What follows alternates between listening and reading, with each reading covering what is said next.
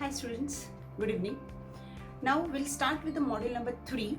Here we are covering only two chapters. One is depreciation accounting and the another one is trial balance. Understood?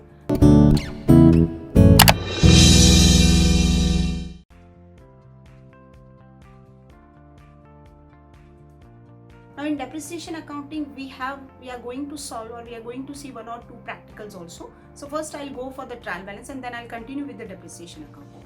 So let's start with the trial balance. Now what is a trial balance?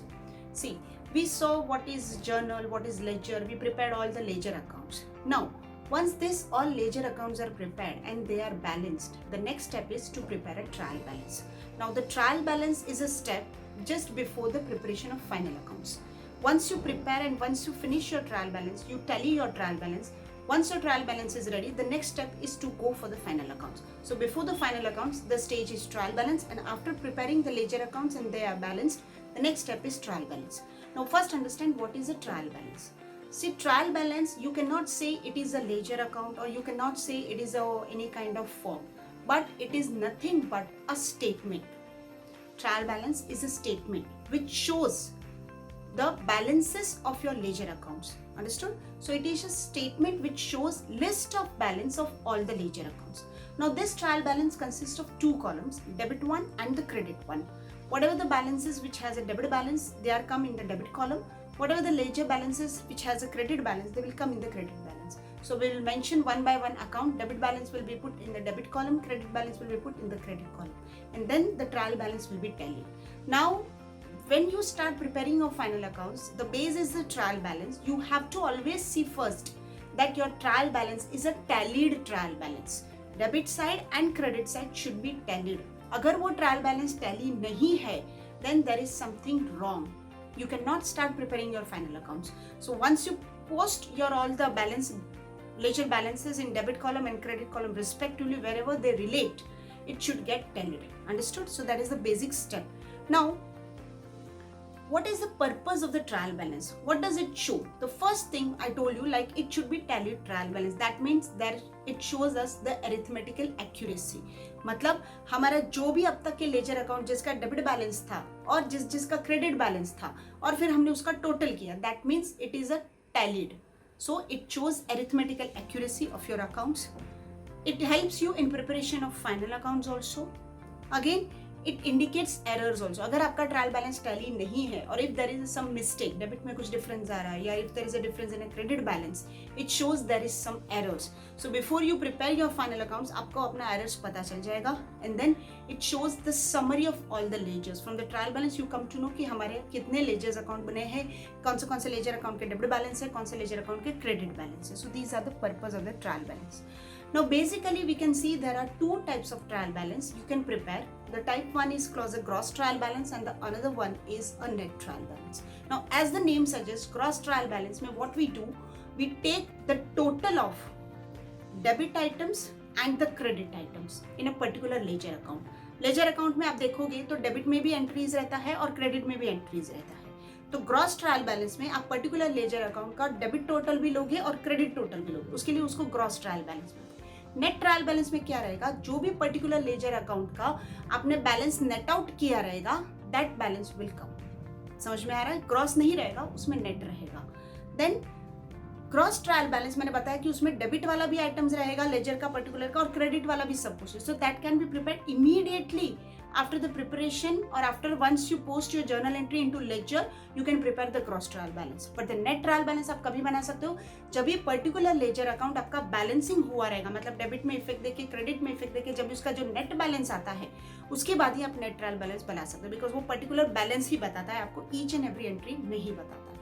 Now what are the how you from which or where you will come to know कि कौन सा account debit में जाएगा, कौन सा account credit में जाएगा. So there is a very easy step, एक गुरु चाबी है उसकी.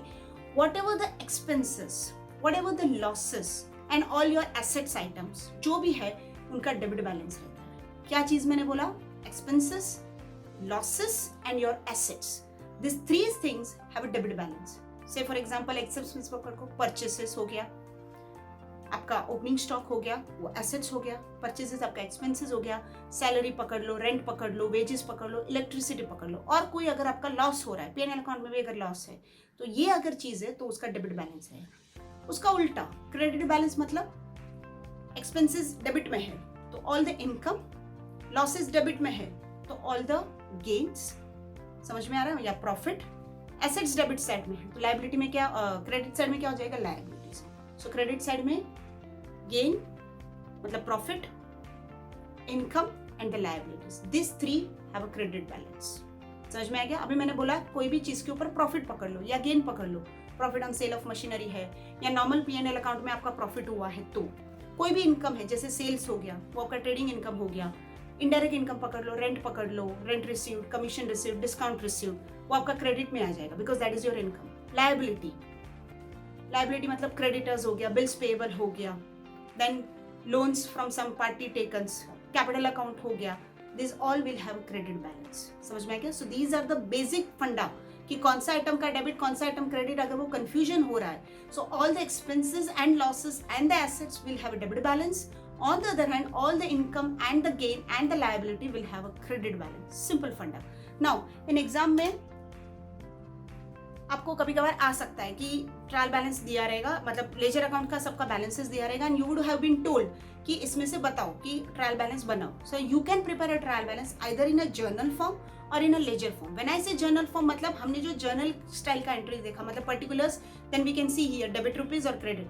तो जो भी अपना एक्सपेंस वाला आइटम है या लॉसेस वाला है उसको डेबिट कॉलम में लिखना है, जो भी अपना गेन वाला आइटम है या लायबिलिटी है उसको credit column, and then you can tally both the columns. So वो आपका जर्नल फॉर्मेट में हो गया जिसमें अपना फर्स्ट जो यहाँ पे दिखा रहा है that is in journal format, तो पर्टिकुलर्स, फिर डेबिट का कॉलम, फिर क्रेडिट का कॉलम। डेबिट वाला जो बैलेंस है वो डेबिट साइड लिखना है, क्रेडिट वाला क्रेडिट पे लिखना है, फिर अपने को टोटल करना है, then your trial balance is total.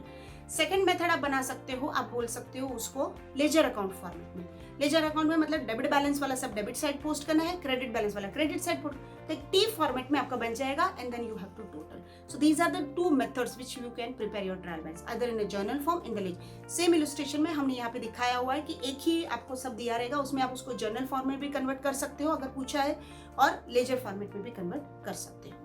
Understood? Now the first illustration, the first sum which we are going to solve the depreciation based on straight line method, where for the entire year you have to provide the depreciation on the original cost of the machinery. When I say straight line method, that means the depreciation will be always provided on the original cost.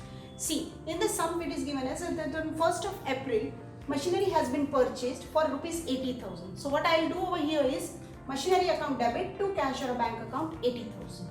Correct? In the same year, on 1st of October, additional machinery purchased for rupees 20,000. Same entry, but the date will be on 1st of October. Now, every year the depreciation is being provided on 31st of March, and that is 10%.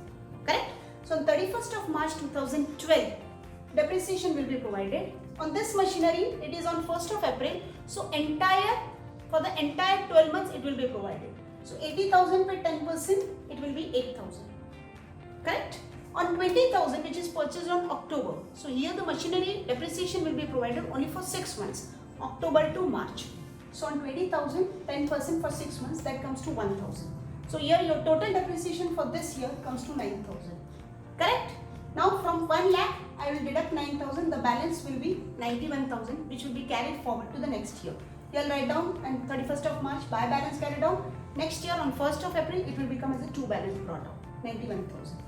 Correct? Now in the year 2012 to 2013, there is no activity of purchase of additional machinery or sale of any old machinery, nothing. So I'll just provide the depreciation. Keep it in mind, on straight line method, depreciation will always be provided on the original cost of the machinery. Correct? Now I'll provide the depreciation on both this machinery, but this will be for the entire year. So on 80,000, 10%, that comes to 8,000. On 20,000, 10%, that comes to 2,000. So for the year 2012-13, the depreciation comes to 10,000. Understood? The balance will be from 91,000, 10,000 will be gone. So balance will be 81,000. That will be carried forward to the next year. On 1st of April 2013, your opening balance of the machinery is 81,000. Now on this year, I have sold. It is mentioned in the it is mentioned in this. I have sold the machinery of this machinery which I purchased on 1st of April. Now I sold it on 1st of October. So I sold it at a price of 62,000. So bank account debit to machinery account. So I'll credit here by a bank or a cash account 62,000. Now here I will provide the depreciation only from 1st of April to 1st of October. I will not provide the depreciation for the entire year. Why? Because I am already selling the machinery on 1st of October. So till the date of time of sale, I will provide the depreciation. So again on the original cost, keep it in mind. So on 80,000, 10%, but that will be only for 6 months. So here the depreciation comes as a 4,000. So I'll mention here 4,000. Now when I sell any machinery during the year, after providing depreciation up to the date of sale, the one more step is you have to calculate profit or a loss on sale of a machinery. There may be either profit on sale of machinery or it may be loss on sale of machinery. So how you can calculate it? Very easy. Original cost is 80,000. Till date, how much depreciation is provided, that you have to deduct. So you will deduct 8,000. Now we have sold only this machinery. So depreciation only for 8,000, 8,000 and this year ka 4,000. So total depreciation of 20,000 has been deducted. So what the WDV comes is 80,000 minus 20,000. So now the cost value of the machinery comes as 60,000. And 1st of October, I sold it on 62,000. Correct? So I got it 2,000 extra. That is definitely my profit on sale of machinery. So profit will be always credited to P&L account. So here machinery account debit to P&L account, and you have to mention here profit on sale. So we'll come to know whether there is a profit or a loss. So profit of 2,000. Now this machinery is gone from the picture. Which machinery is remaining? This machinery. So on 20,000 you will provide the depreciation for 2,000. Again for the entire year. Now in the same year on 1st of January, I have purchased one more additional machinery, that is for 30,000. Now on this machinery the depreciation is remaining, that is only for 3 months, January, February and March. So on 30,000 I will provide the depreciation at the rate of 10% for 3 months, that comes to 750. So both the machinery which is remaining is 20,000 ये वाला जो हमने first year का अपना है और ये वाला 30,000 का जिसका depreciation 750 आया. So on this machinery the entire depreciation amount comes to 2,750. So from this total 1,13,000, I'll deduct this and this. The balance comes to 44,250 as on 31st of March 2014. Now you have to prepare machinery account as well as depreciation account. Now here in depreciation account, everything will be in debit side. So depreciation is your expense account. So there on 31st of March, you will just provide the entry as to machinery account 9,000. On 31st of March, you will transfer that balance to P&L account.